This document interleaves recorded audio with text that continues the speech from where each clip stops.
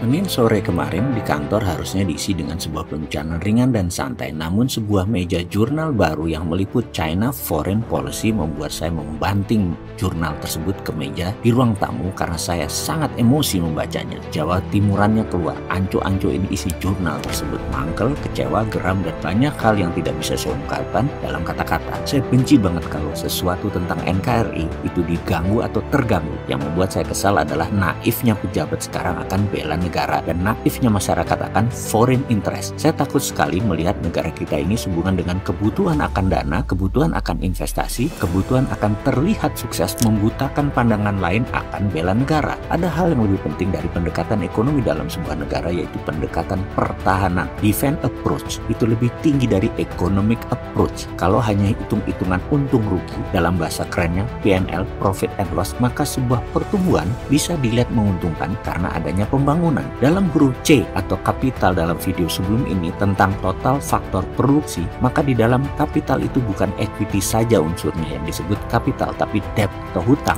adalah kapital juga. Kapital ini bicara hutang dalam ilmu makroekonomi berbeda dengan bicara hutang di balance sheet mikro atau perusahaan ekonomi. Ini sering dalam sindiran saya dalam kabinet yang menterinya banyak dari orang korporasi, orang mikro, ditugaskan mengelola makro. Ya begini, iya, karena dalam jangka panjangnya pasti akan membuat masalah. Semua kebijakan yang bergantung pada BUMN akan menimbulkan masalah di kemudian hari. Bahkan dalam jangka menengah sudah kerasa. Peristiwa BUMN akan digadai seperti zaman reformasi pasti terulang lagi. Karena itu saya sarankan sebelum terjungkal, BUMN diswastakan dengan IPO semuanya. Tinggalkan 5-7 perusahaan yang vital dijadikan holding. Yang 120 perusahaan BUMN dengan anak usahanya sampai 700-an itu jual ke swasta nasional. Mengapa saya nyolot? Karena resesi itu sebuah kepastian karena kebijakan BUMNisasi ala Rizzo kemarin. Kan sahabat semua sudah tahu, saya kencang sekali mengingatkan masalah BUMNisasi ini sejak awal akan menimbulkan resesi. Bener kan? Kalau membanting majalah ke meja, itu segera akan saya lanjutkan sebentar lagi. Bener deh, ada sebuah tindakan yang dikerjakan dengan terang-terangan akan mencaplok Indonesia. Malah kita membuka pintu lebar-lebar terhadap pencaplok itu. Dalam kebijakan luar negeri Cina, Tiongkok, banyak negara berjaga-jaga jangan sampai dicaplok Cina. Namun tidak sama sekali ada sebuah perbuatan atau kebijakan yang melindungi hal tersebut dalam kebijakan dari Indonesia. Karena ada 3 cara Cina menaklukkan dunia yang ternyata Indonesia tidak sadar telah memudahkannya. Buktinya, yang terjadi saat ini adalah kebijakan pertahanan Indonesia dikangkangi oleh kebijakan ekonomi. Padahal kalau ngerti tata kelola negara, harusnya terbalik, kebijakan pertahanan di atas kebijakan ekonomi. Jadi kita dengan jelas melihat ancaman negara, bukan hanya melihat kebutuhan ekonomi.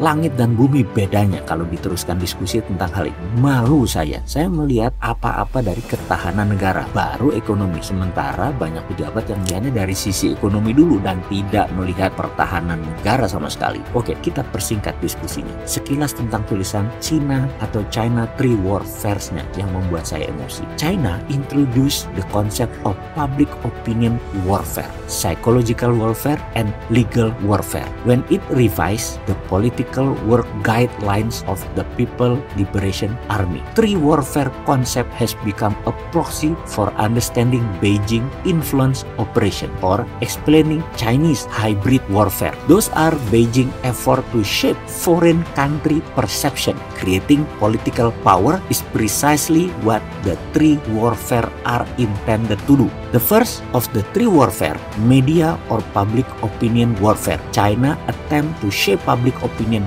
both domestically and internationally. The second warfare attempt to influence foreign decision maker and how they approach China policy. The third seek to shape legal context for China action, including building the legal justification for Beijing action and using domestic law to signal Chinese intention. It's called China Legal Warfare Strategy. Oke, saya tidak menerjemahkan per kalimat. Sahabat menerjemahkan sendiri. Apa kira-kira isi kebijakan luar negeri Cina ini? Apakah kita sudah memakan jebakan mereka? Apakah kita belum masuk perangkap? Atau sebaliknya, kita sudah kejebak dan tinggal digigit? Mudah-mudahan saya salah marah-marah tadi membanting majalah ke meja karena salah terjemahan saya.